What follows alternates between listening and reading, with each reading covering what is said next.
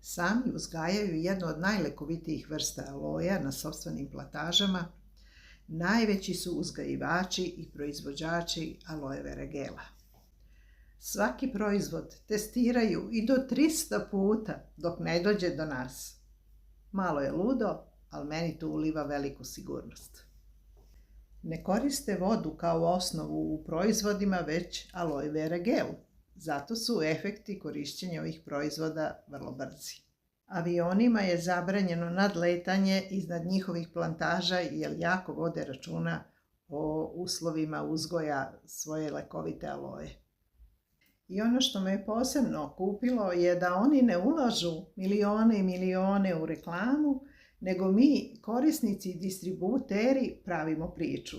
Od iskustva do iskustva.